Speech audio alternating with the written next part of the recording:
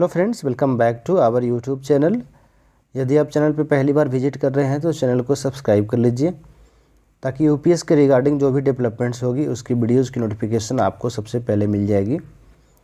Unified pension scheme से संबंधित लोकसभा में श्री जनार्दन सिंह सिग्रीवाल द्वारा वित्त मंत्री से प्रश्न किया गया कि क्या वित्त मंत्री यह बताने की कृपा करेंगे कि एकीकृत पेंशन योजना यूपीएस की मुख्य विशेषताएं और उद्देश्य क्या है, जिसे 1 अप्रैल 2025 से क्रियान्वित किया जाना है तथा मौजूदा पेंशन योजनाओं में से किस प्रकार भिन्न होगी। दूसरा क्वेश्चन है, नई एकीकृत पेंशन योजना में शामिल होने के लिए पात्रता मानदंडों का ब्यौरा क्या है। तीसरा क्वेश्चन है, क्या इसे सार्वजनिक और निजी दोनों क्षेत्रों के कर्मचारियों पर लागू किया जाएगा या कुछ विशिष्ट श्रेणियों के लिए होगा, और यदि हाँ तो तत्संबंधी ब्यौरा क्या है।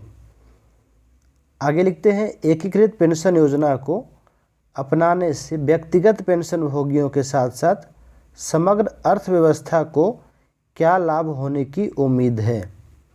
उसके बाद अंत में यूपीएस में सुचारू परिवर्तन सुनिश्चित करने के लिए सरकार द्वारा क्या कदम उठाए जा रहे हैं तथा यूपीएस से एकीकृत पेंशन योजना में परिवर्तन के दौरान व्यक्तियों और संगठनों को सहायता प्रदान करने के लिए क्या उपाय किए जा रहे हैं।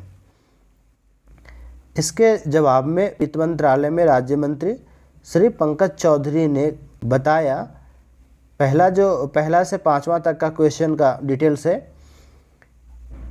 कि एकीकृत पेंशन योजना यानी यूपीएस का शुभारंभ दिनांक 24/1/2025 की अधिसूचना के तहत एनपीएस के अंतर्गत आने वाले केंद्र सरकार के कर्मचारियों को सेवानिवृत्ति के पश्चात सुनिश्चित मासिक भुगतान उपलब्ध कराने के उद्देश्य से राष्ट्रीय पेंशन प्रणाली के अधीन एक विकल्प के रूप में किया गया है। यह विद्यमान पेंशन योजनाओं से अलग है क्योंकि इसमें सुनिश्चित भुगतान के रूप में निर्धारित लाभ के साथ निर्धारित अंशदान की सुविधा उपलब्ध है, जो कर्मचारियों को बाजार संबंध प्रतिलाभ की अनिश्चितता से सुरक्षा प्रदान करती है और राजकोषीय विवेक के साथ साथ अंतर नागरिक और अंतर पीढ़ीगत इक्विटी को बनाए रखना सुनिश्चित करती है। यूपीएस के मुख्य विशेषताएं और लाभ निम्न है।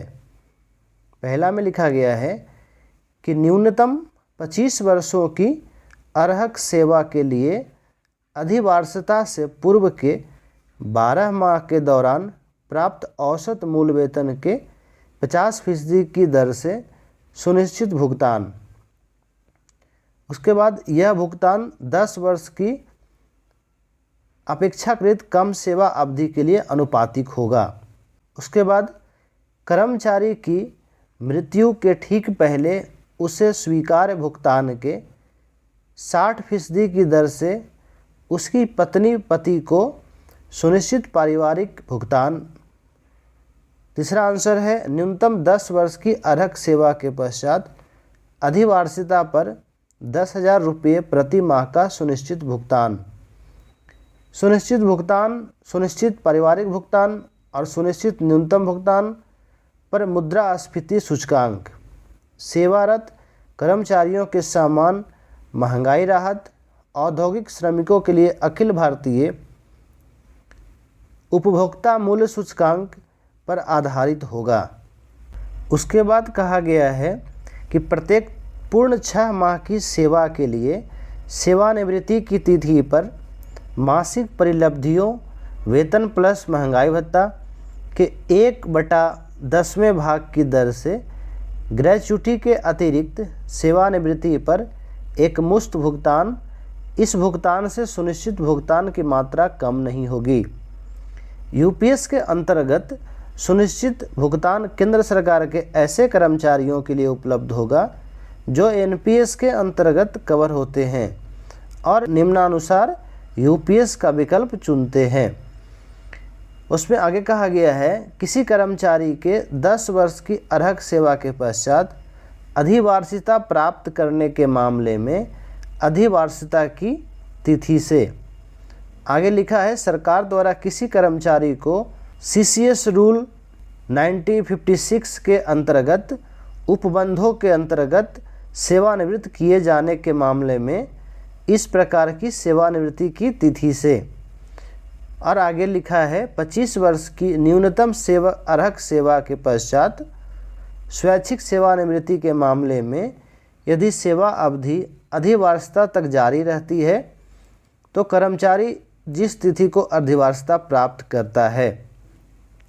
उसके बाद लिखा गया है केंद्र सरकार द्वारा दिनांक 24/1/25 को UPS को अधिसूचित किया गया है।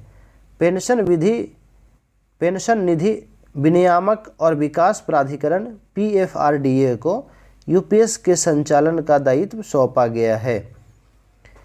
इसके जवाब में श्री पंकज चौधरी ने न्यूनतम जो अर्हता है उसकी बात की है और न्यूनतम पे आउट्स कितने मिलेंगे उसके बारे में बात किया गया है। वैसे केंद्र सरकार के कर्मचारी जो पूर्व में NPS में शामिल थे उन्हें UPS में सम्मिलित होने की छूट दी जाती है। यह जो टाइम बाउंड है 1 अप्रैल 2025 के संदर्भ में की गई है। तो जितनी सारी कन्फ्यूजन थी उसको लेकर के संसद में श्री जनार्दन सिंह सिग्रीवाल द्वारा वित्त मंत्री से प्रश्न किया गया कि आप बताने की कृपा करेंगे कि ये जो पेंशन स्कीम आपने लाया है इसमें कौन कौन से व्यक्ति शामिल हो सकते हैं और उसकी जो है एलिजिबिलिटी क्या होगी और उसकी जो है न्यूनतम पे आउट्स क्या होगी। तो UPS से संबंधी कोई भी अगर कन्फ्यूजन आपके मन में है तो आप काइंडली कमेंट कर सकते हैं। तो आज के लिए इतना ही, मिलते हैं किसी अन्य वीडियो में, तब तक के लिए अपना ख्याल रखिए। Thank you.